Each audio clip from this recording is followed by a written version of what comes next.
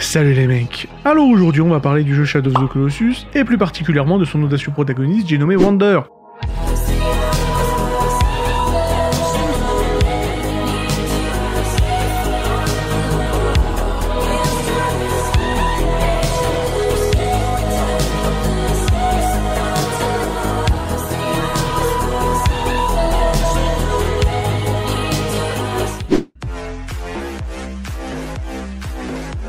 Ce jeu, sorti en 2005 et développé par Fumito Ueda, a marqué les esprits des joueurs que nous sommes, par son atmosphère poétique, son histoire émouvante et son protagoniste, il faut le dire, assez charismatique.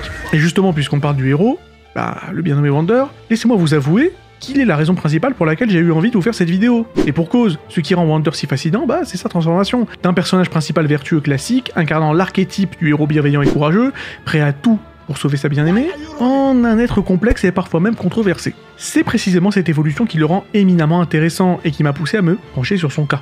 Bah oui. Notre protagoniste Wander est donc d'abord présenté comme un jeune homme déterminé à sauver une personne chère à son cœur, et pour ce faire, il se lance dans une quête épique consistant à vaincre 16 colosses, des créatures absolument gigantesques et dirais-je même majestueuses, et s'aimer à travers un paysage mystérieux.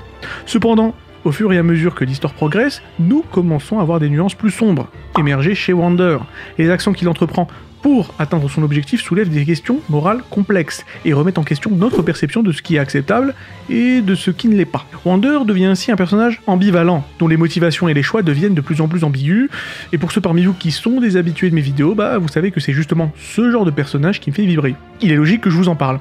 Et justement, cette vidéo sera l'occasion pour moi de vous expliquer en 6 points pourquoi Wander est l'un des protagonistes les plus marquants de l'histoire du jeu vidéo. Sans plus attendre, on est parti, mais avant cela, une petite mise en contexte de l'intrigue du jeu Shadow of the Colossus s'impose. Donc le jeu nous raconte l'histoire de Wander, comme précédemment dit, un jeune guerrier déterminé à sauver une jeune fille nommée Mono. Convaincu par une sorte d'esprit chelou nommé Dormine, que le seul moyen de la ramener à la vie est de détruire les 16 colosses qui errent dans le vaste paysage désolé qui les entoure, Wander parcourt cette terre interdite à la recherche des colosses. Voilà, Cimer Fumito. Bref, équipé d'une épée magique et de son fidèle destrier nommé Agro, Wander part ainsi à la recherche des gardiens de ce royaume mystérieux afin de tous les oxyre et donc de ramener Mono dans le monde des vivants. Chaque colosse représente un défi unique et Wander doit utiliser son intelligence, son agilité et sa détermination pour trouver et exploiter leurs faiblesses. Au fur et à mesure que Wander terrasse les colosses, il découvre des indices sur la véritable nature de ce monde étrange et les conséquences funestes de ses actions. Des forces obscures se réveillent, menaçant de tout détruire et ne manquent pas de mettre Wander face à un choix déchirant. Grosso modo, Shadow of the Colossus explore des thèmes profonds tels que le sacrifice, le bien commun versus l'amour et les limites de la détermination humaine. Et après cette solide introduction du jeu, on va quand même, et enfin, pouvoir plonger dans notre analyse approfondie du personnage de Wander et des 6 raisons, rappelez-vous, qui font de lui un protagoniste inoubliable du monde du jeu vidéo. Premièrement, l'évolution et le développement de Wander sont assez remarquables, faut quand même le dire.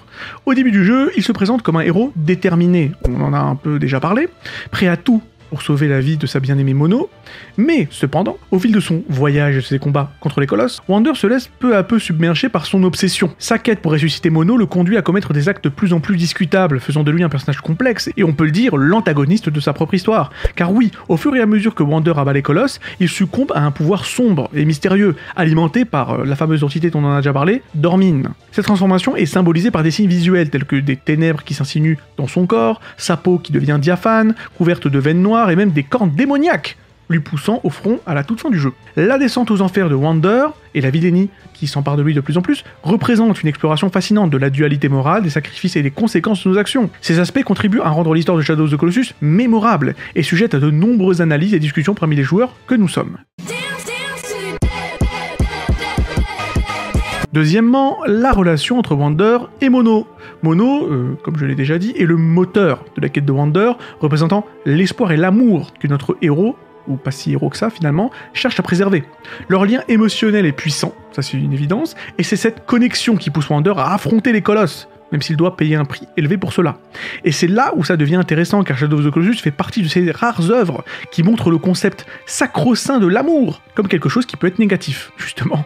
L'amour est un élément central de l'histoire de ce jeu, motivant les actions de Wander à sauver Mono. Cependant, la manière dont cet amour est exprimé et les conséquences de ses actions soulèvent des questions sur les limites morales de l'amour et les sacrifices que l'on est prêt à faire pour le préserver, ce même amour. D'un côté, cette passion amoureuse de Wander pour Mono est présentée comme puissant et inconditionnel. Il est prêt à défier les lois ancestrales de son village, à voler l'épée sacrée de sa communauté et à affronter les colosses, qui sont des êtres quand même, faut le dire, sacrés également.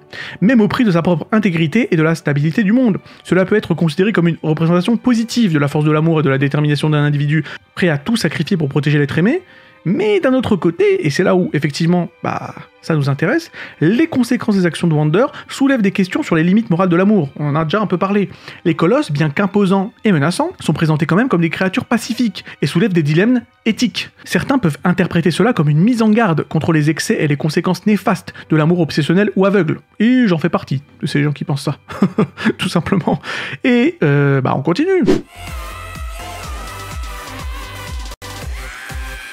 Troisième point, l'immensité du monde dans lequel Wander évolue est tout simplement épatant. Le joueur se sent insignifiant face à la grandeur des colosses et des paysages qui les entourent. Cette notion de petitesse renforce le sentiment d'aventure épique et met en valeur le courage, ainsi que la détermination de Wander.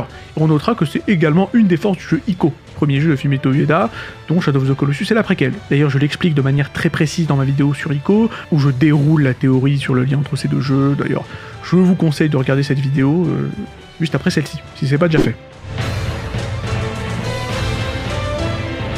Alors on continue, autre point que ce jeu a en commun avec Ico, eh bien, évidemment, c'est son ambiance poétique. C'est une autre signature de Fumito Ueda, évidemment, l'aspect poétique, la mélancolie, qui contribue, et pas qu'un peu, à sa dimension marquante. Les vastes paysages, la musique émouvante, l'absence de dialogue. Tout ça crée une atmosphère immersive et contemplative. Chaque rencontre avec les colosses est une expérience véritablement unique, mélangeant la beauté à la tristesse de devoir massacrer des créatures aussi majestueuses. À chaque fois qu'on terrasse un colosse, on est content déjà parce qu'on a quand même battu un boss, certes, mais en même temps, la musique triste aidant, on ne peut pas s'empêcher de ressentir de la culpabilité. En tuant ces créatures imposantes, nous sommes confrontés à la réalité de notre rôle en tant que protagoniste qui doit sacrifier ces êtres magnifiques pour accomplir notre objectif, somme toute égoïste. Point suivant, la figure démoniaque de Dormin, et aussi d'une importance capitale. En cherchant à ressusciter Mono, Wander fait appel à cette entité obscure. La nature ambivalente de Dormin soulève des questions sur la moralité des actions de Wander, et offre une réflexion sur les limites de l'ambition humaine. Le sombre pacte passé de Wander avec Dormin pour ressusciter Mono implique la transgression de limites naturelles, à l'aide de forces impies. Dormin représente à la fois la source de ce pouvoir et les sacrifices inévitables qui doivent être faits pour l'obtenir. Dormin est clairement une figure que l'on peut qualifier de satanique, à ceci près que, contrairement à l'archétype des histoires entre guillemets de type pacte avec le diable, Dormin joue franc jeu avec Wander dès le début, et c'est assez rafraîchissant. Et oui, car Dormin avertit Wander tout de go que l'accomplissement de cette quête aura des conséquences néfastes. Je trouve que c'est un excellent choix scénaristique, car cela permet à Wander d'être totalement responsable de ce qu'il fait. Ça aurait été trop facile de faire de Wander un pauvre gars manipulé par la vilaine entité Dormin, d'en faire une victime, alors que là, non. Wander porte ses couilles, il savait exactement dans quoi il s'embarquait, il fait ce qu'il a à faire, il le sait, depuis le début, il n'y a pas de souci, d'autant que Dormin a finalement été réglo, vu que Mono a bel et bien été ramené à la vie à la fin du jeu. Spoiler désolé. Mais à quel prix? Et voilà.